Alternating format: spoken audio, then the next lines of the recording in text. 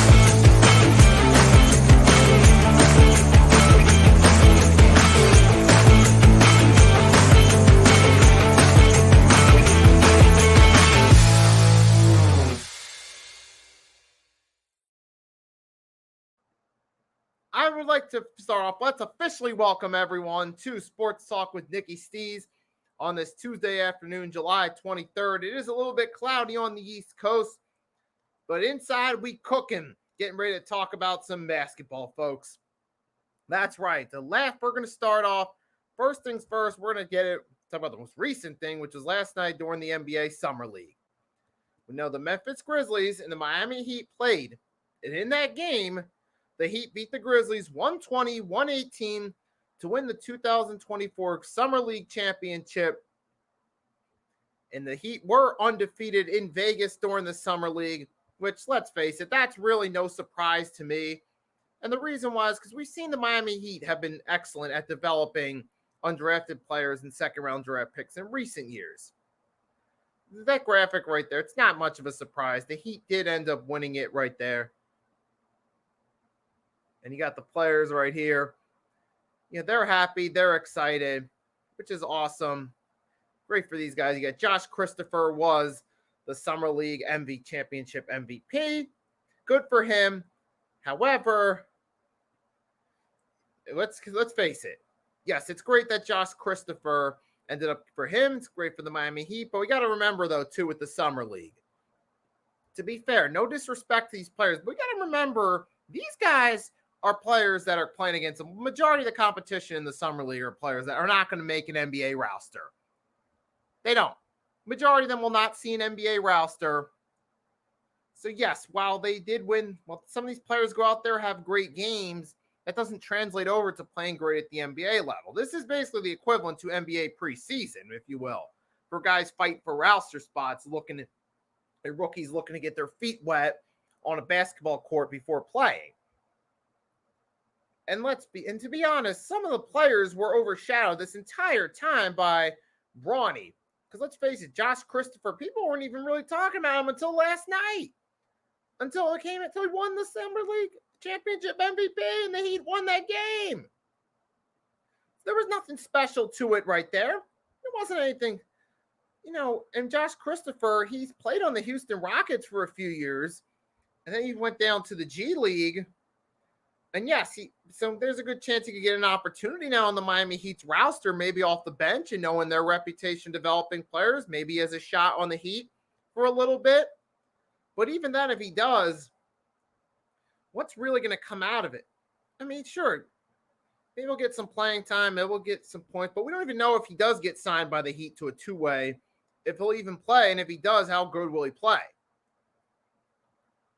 But yeah, for now, though, hey, maybe there's a chance he gets an opportunity, and we will see. And there was another statistic that I saw from this. It looks impressive on paper. It was from the Grizzlies, the three guys that carried them on this right there. You got Jake Laravia,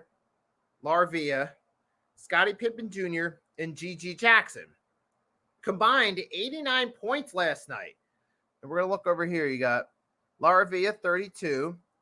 Pippen Jr., 29, and 28 for Jackson. And that's a nice numbers right there. But we got to remember, these guys were playing for the most part against a lot of guys that aren't going to make it to an NBA roster. Number one.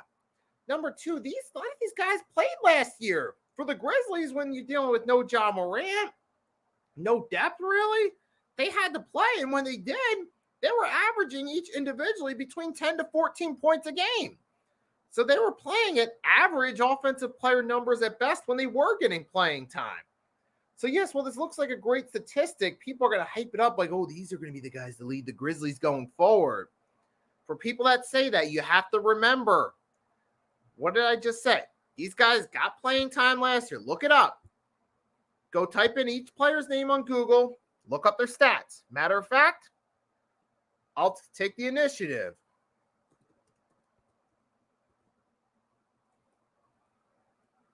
I will take the initiative. Let's start with Scottie Pippen Jr. Let's prove a point. We're going to take a look at his numbers statistically from last season. And I'll share the screen with you guys in a sec. And we're going to prove a point that, hey, while his numbers look great in the Summer League, here's what he did on the Grizzlies roster. About 25 minutes, averaged 13 points.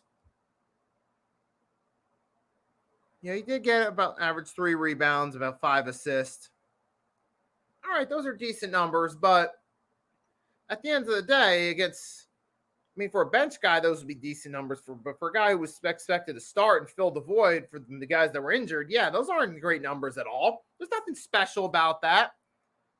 So, yeah, but that's the thing that some of you guys overreact and have to remember. Now, let's go to G.G. Jackson real quickly. Let's extend that point. We're going to take a look at his numbers real quickly, and you'll see a trend. Here it is, G.G. Jackson, 25 minutes, averaging rounded up to 15 points a game, about 4 rebounds and about 1 assist. About average points, again. So, yeah, some people are going to overreact. They're going to look at the numbers and think, oh, these guys could be the next star. But most reasonable fans have seen this exercise play out before. We know it's not going to be that special. Now, that's the reason I wasn't really I wasn't doing streams, Summer League games. I wasn't giving you minute by minute, oh, this guy had this many points, this guy had this many points. Because, yes, while it looks impressive, it doesn't guarantee these guys are actually going to do anything at the NBA level. No disrespect to the players, but a lot of the guys that dominate in the Summer League, let's face it, they end up going to the NBA and being role players. The majority of them do.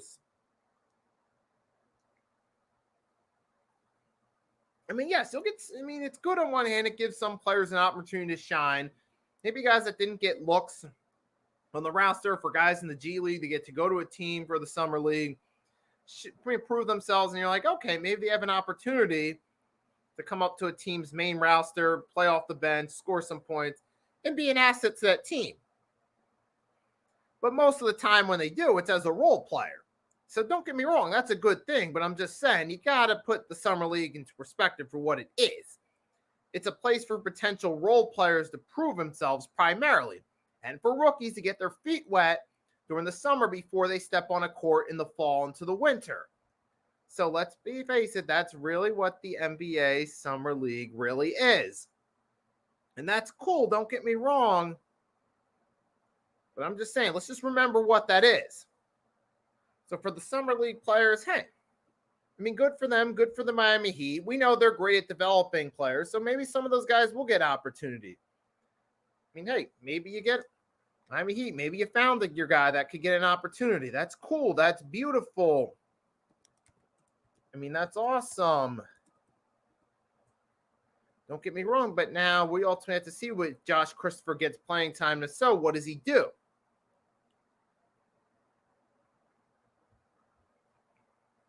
But for me, I was looking around at the Summer League, and I was looking for players to be impressed by. You know who I was impressed with the most? For me personally, as a Sixers fan, I was impressed the most with Ricky Council IV. I came on here, recorded a few YouTube shorts, telling me how I felt about his performances. I was impressed by it. I felt, hey, give him some playing time. This guy's proving that he can at least be a good player coming off the bench. He should have got more minutes last season. Hopefully this year he should get more minutes.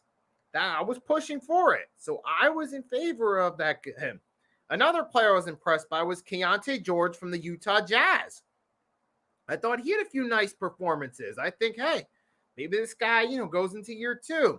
Maybe he can help out the Jazz a little bit. That's another player I looked at and thought, maybe this guy can do something. So there were some players in the summer league, don't get me wrong, who I was impressed with. But at the end of the day, though, that's only a small handful of players. The summer league as a whole, I wasn't really big on it as a whole. So yeah, there was some good that came out of the summer league this year, I thought. It was nice as a Sixers fan, nice gem to see Council. And I thought for the Utah Jazz, Keontae George a nice piece right there. And for the Miami Heat, maybe they found a player or two that can be role players for the future. So there's some nice pieces there. But the one thing about the summer league I disliked the most. Bronny. Nothing against the kid personally, nothing against his dad, but I didn't like the coverage he was getting. I mean, obviously we knew Bronny James was going to get a lot of talk. He's the son of LeBron James. He's going to be playing with his dad this season at some point.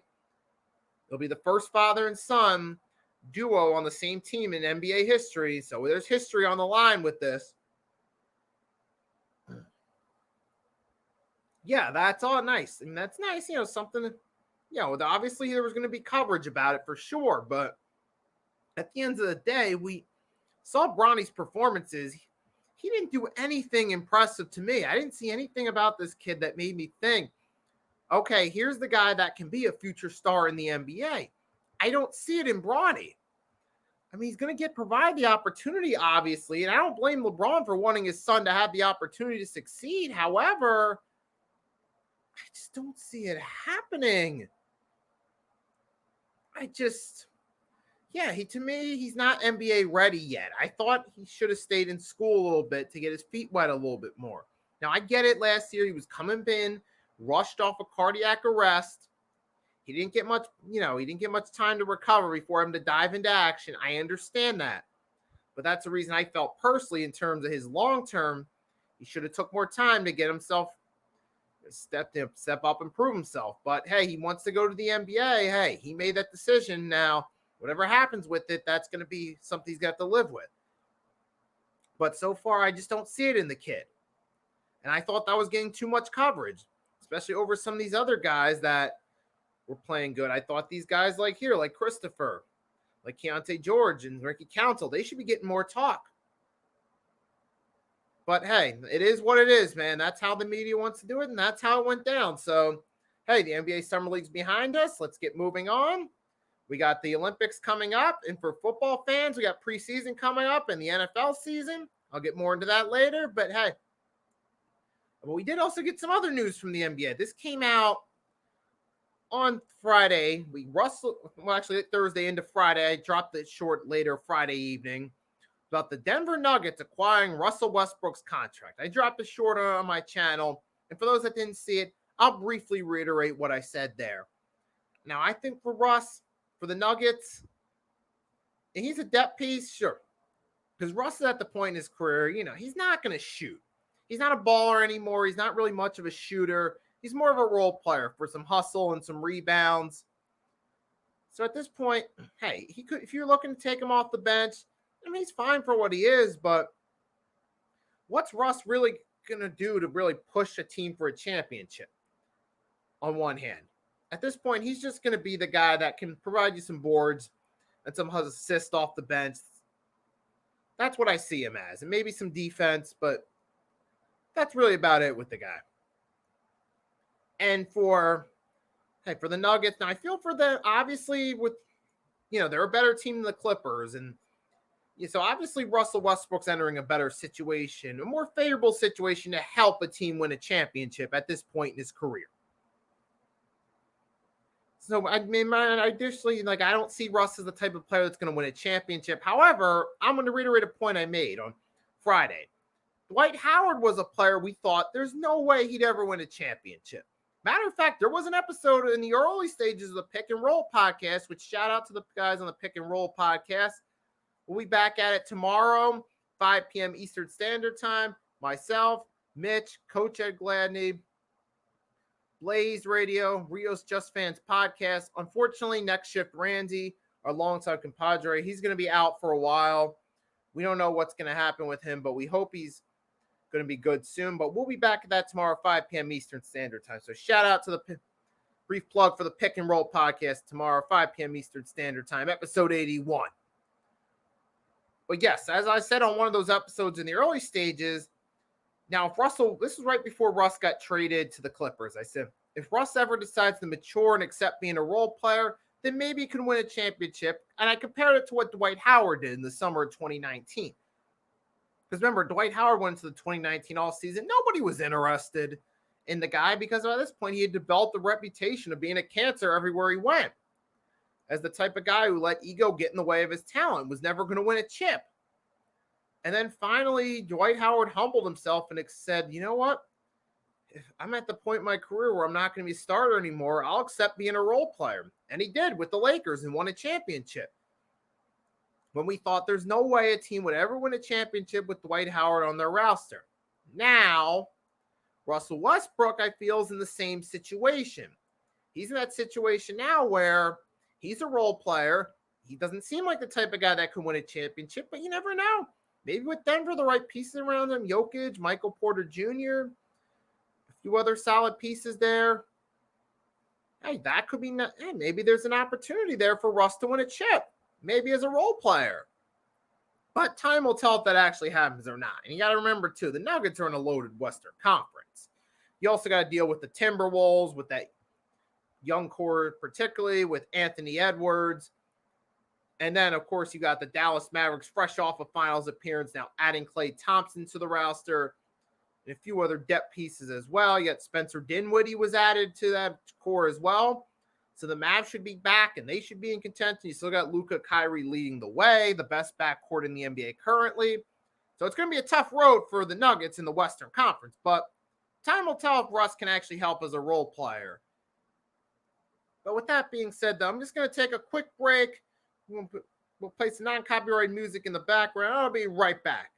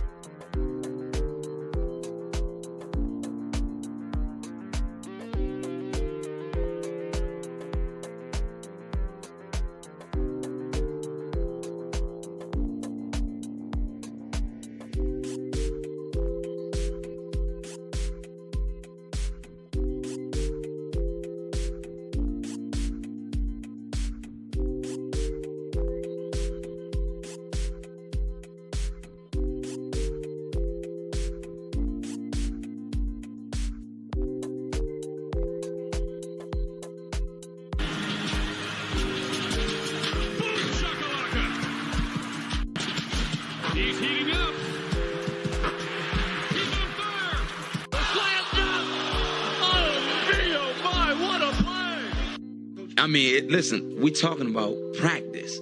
Not a game. We talking about practice. Not a game. Not the game that I go out there and die for and play every game like it's my last. Not the game. We're talking about practice, man. I mean, how silly is that, man? We're talking about practice. And we're back, folks. Excited to pay a nod right there to the Sixers legend Allen Iverson. Because yes, we're talking about practice. And even Team USA just got finished practice for the Summer Olympics in the warm-up games. So far, Team USA is undefeated so far in their warm-up games. And we saw that team right there. And man, LeBron James, as of lately, he's been balling for Team USA. He scored the final 11 points yesterday against Germany in the 4-point win. He was balling against South Sudan. I mean, so this shows you a couple things. Number one, LeBron James is going out there playing with a chip on his shoulder. At 40 years old, man, this guy is the best scorer on this team right here. I mean, he was just balling. And Team USA this year, obviously Team USA is going all in this year with their roster. You got guys like KD, Anthony Edwards. You got, you got all those guys, Steph Curry, etc., all those guys, especially after last year, after the embarrassment in the FIBA games, when they had guys like Mikal Bridges, Paolo Banchero, Josh Hart, Brandon Ingram, and all those guys. Cam Johnson on an Olympic team, Bobby Portis, well, not an Olympic team, but on the FIBA team. You realize, yeah, that team is not going, that's not the team you want to compete against the world, especially in today's game where we got teams from all across the world that have good teams. It's like, hey, this isn't the old days where you just throw 12 random players together and you can get it done. No, you got to compete here. That's why the team, we realized after last year, oh, snap, what the fuck? Yo, we losing in the FIBA games? And I'll get to you in just a second. So I'm going to look that up for you right now, Butterfly. But yes, they realized after last year, hey, we can't be bringing these guys like Bobby Portis and them in. And so next game, they're searching it up. It's July 28th, 11:15 a.m. Eastern Standard Time in the U.S. versus Serbia. And that'll be on Sunday. So we'll be playing Serbia. We'll be going against Nicky Jokic and his crew right there. And that'll be our next game. And so far through this, hey, we've had a good schedule. We've had a good run right there. And we played pretty good. But now we got to step it up and go against some of the real. Now we got to step it up. Right here, you got them. But yeah, obviously we're stepping up with this roster. You got the guys like Devin Booker, LeBron, Steph, AD, Derek White, all those guys right there. And there has been some Drew Holiday. Unfortunately, the guys at Team USA realized after last year's embarrassment fee, but you can't be bringing guys like Bobby Portis and Josh Hart to a world team compete against the world because you're going against tougher competition. This ain't like the early 90s, and like, no disrespect to the Dream Team, as awesome as it was with Pat Ewing, Michael Jordan, John Stockton, Karl Malone, and all those guys from a basketball standpoint on the court, Charles Barkley, etc. Hey, those guys right there were competing against, let's face it, they were competing against, for the most part, substitute gym teachers and youth basketball coaches against the other teams across the world. I mean, that's a joke, obviously, but the point being is the competition was not that strong. No disrespect to the Dream Team. And here nowadays, we got stronger competition out there. You got cats all over the place. You got guys in France. You got guys like Rudy Gobert, Victor Wembanyama. There's some decent pieces on France. You got Canada being led by SGA. You got Dylan Brooks on that team, just to name a few. You got Jokic, the superstar from the Nuggets, on Team Serbia. Giannis on Team Greece. Hey, these guys right here. Hey, these guys, yeah, right there. We got some competition this time around. You can't just bring the 12 best players in the NBA on Team USA and win, because some of these players that are amongst the best today, like Jokic, Luka, and Giannis, they're representing other countries. And even Joel Embiid, technically he shouldn't be playing for Team USA, but he's been allowed to represent Team USA in this one as well. But but hey, it is. But hey, this team realized we got to get a team together. And we have. I mean, so far, we've been seeing Anthony Davis. He's been our best presence on defense so far for the warm-ups. He can just use his arms and pretty much block anything in sight. LeBron's been leading in points and going off on these games right here. I mean, he saved us from 2 losses. Yesterday against Germany, he went off. South Sudan, he went off. So even at 40 years old, like I said, LeBron James is playing with a chip on his shoulder. And he's still going out there trying to win for Team USA and get us another gold medal. So I see the good thing is so far, I see the chemistry's up for this team right here. It looks like we had the best opportunity to just go out there, ball out, get that gold medal. It would actually be it would be great if we can win that gold medal because, we're going against tougher competition right here. And that would be great right there. That's beautiful to see this team. It would be beautiful to see this team go through the Olympics, get a gold medal against some of these teams like the Greases and the Canadas and the Frances. Because that's actually some good competition right there. I want us to go out there and win that gold medal. And I feel honestly, you can call this recency bias if you want, but I feel like we got a tougher chip on our shoulder than the Dream Team. I mean, the Dream Team will always be the most historic team. It was the first time you put a bunch of stars, a bunch of stars on one team, and they dominated. But this time around, we got some tough competition. And while we're still on the subject of it, hey, I'm going to switch gears just a little bit. We're going to take a look at the odds as of right now. So here's the power rankings and odds. This is from Sports Grid. Credit to Zach Cook for putting this together. I'll share the link with you guys in the chat if you want to check it out for yourselves. Bit of a long link, but it's worth sharing. So here we go. We're going to take a look at it. So Zach Cook put this together. He's got Team USA as the top team. Gold medal winner odds minus 480. They're the obvious odds on favorite. Team Canada as the second. Gold medal odds plus 1100. Plus 11. Serbia plus 1900 with Jokic. And then Bogdanovic is on this team as well. Don't forget that. France with Wemby, obviously.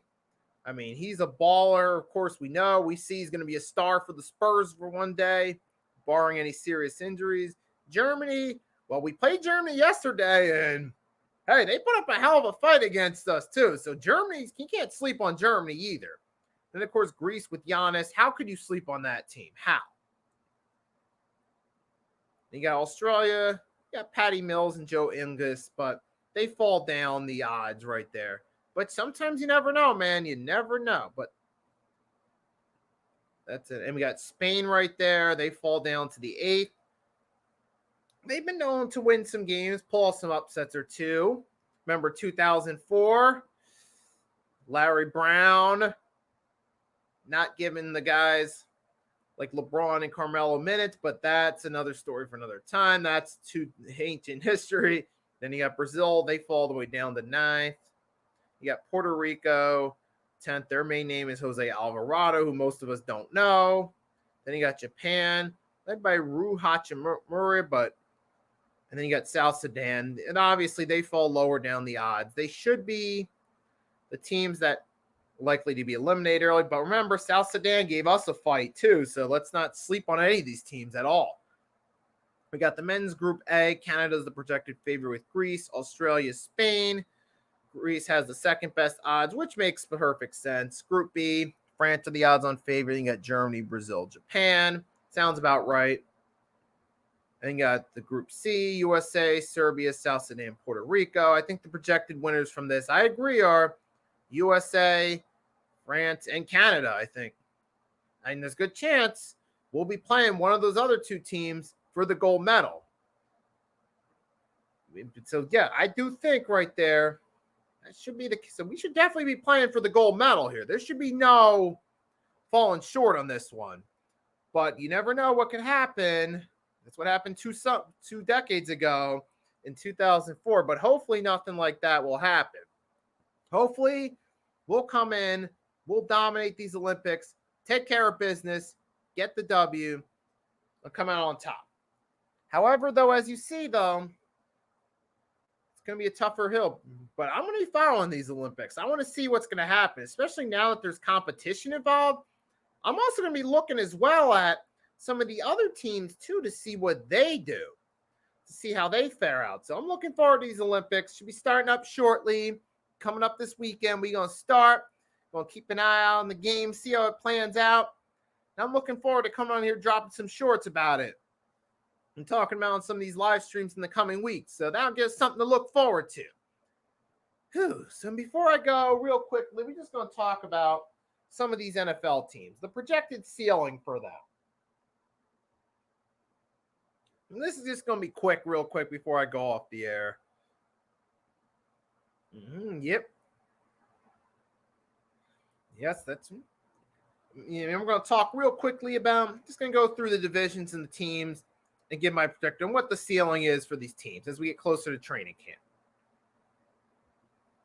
Starting with the NFC. Start with the NFC West. 49ers. Projection 12 to 14 wins. Rams, possibly 9 to 10 wins if all things play out. Arizona, healthy Kyler Murray, maybe 8 wins. They're likely to win more games as the season goes along. Their schedule gets easier late in the season. Seahawks, I don't know. I kind of see them maybe between a 7 and 9 win team. But that looks like it's going to be an interesting division. NFC East, Eagles, their ceiling likely, but then again, after last year, their ceiling has gone down a little bit, probably to 11 to 12 wins. Cowboys, especially with their offseason they had, it's gone down, maybe to 8 or 9 wins at best, if everyone stays healthy. And then, Washington, hey, if their new quarterback comes out, the gate's swinging, he puts together a solid season, hey, maybe it could be, maybe improve Washington, maybe you get 6 to 7 wins. And then for the Giants, probably somewhere around that same territory, honestly, because we've seen that Daniel Jones is not the guy, but they're stuck with him. And then you got the NFC South. I'd see again Tampa Bay's division, probably somewhere between 8 to 9 wins again. New Orleans, I could see them 7 to 8 win projection. Carolina, they're stuck at the bottom, probably between 1 to 4 wins at most. And you got Atlanta, probably somewhere between 5 to 7 wins, ceiling for them. And then the NFC North, see Detroit possibly 11 to 12 wins again. Green Bay, I could see taking that next step, maybe going from 9, maybe to like 10 or 11 wins. Minnesota, depends on how their rookie QB does. I see maybe somewhere between 8 to 9 wins, because that's usually typical Vikings territory by default. And then last but not least, the Bears. They're in full-blown rebuild mode. Even if Caleb Williams has a solid season, I mean, maybe 6 to 7 wins. For the AFC teams, their ceiling, we'll start with the AFC South in this case. Defending Super Bowl champion Kansas City. You got to say at least 11 to 12 regular season wins, especially with that quarterback. You can't bet against Kansas City. The Raiders, I mean, the only thing is, Gardner Minshew as the quarterback, I don't know, but maybe I could see with Antonio Pierce being there, higher morale, maybe somewhere 8 to 9 wins. Chargers, kind of the same territory. Broncos, kind of see them at 7 wins. Or sorry, that was the NFC West, excuse me, not the NFC South. Now, or the AFC West. Now, moving on, the AFC South while we're at it. Houston's projection, I could see them maybe taking that next step, 12 to 13 wins this season. Indianapolis, if you get a healthy Anthony Richardson, maybe to 11 wins for that, 10 to 11 wins. Jacksonville, I kind of see them around 8 to 9 wins again. They're kind of a mediocre team to me. Trevor Lawrence is a mediocre quarterback. In Tennessee, I see them around 5 to 6 wins. They're in full-blown rebuild mode. The AFC East, I see Buffalo as the favorites to win the division somehow, some way. Maybe 11 wins, 11 to 12. Miami, I see them somewhere around possibly 10 to 11 in a wild card berth. The Jets, if Aaron Rodgers does stay healthy, remember, he's still in his early 40s and he's coming off a major injury, though. I could maybe see 8 wins at best for the Jets if all things play out. I just see them as at best a mediocre team. And for New England, they're in full-blown rebuild mode. I see maybe 5-6 wins at best, maybe 4 or less, because they're in full-blown rebuild mode. And then last but not least, you got the AFC North. I think if Baltimore, if they deal with injuries, probably 8 to 9 wins. If they stay healthy, I could see another 13 to 14 win season, especially with the addition of Derrick Henry. Pittsburgh, they're at least 9 to 10 win ceiling, which is their usual range. Cleveland, I think they're probably going 7 to 8 wins this year. You're not going to have Joe Flacco all of a sudden come out of nowhere and when nobody's expecting anything from him and play good. He's not on your roster anymore, and you got to deal with Deshaun Watson. There's no telling if that coward's going to last the whole season or not. Cincinnati, it's either 5 to 6 wins or maybe 9 to 10, depending on if they stay healthy or not. That's the big key for them right there. Right there, that's just my brief run through of the ceiling for each NFL team that I think going into the season, but I'll get more in depth with the NFL as we get closer to the season. So on this note, I want to thank everyone that stopped by, Butterfly, Mitch, Barry, Daniel Barry, anyone else that stopped by. If you want to catch this again, you can do so on Spotify. It will be uploaded later, sometime today, tomorrow, or Thursday. So you can listen to this again on Spotify, on the rewind if you want, by the end of the week. Reminder tomorrow for all the basketball fans, Pick and Roll Podcast, episode number 81.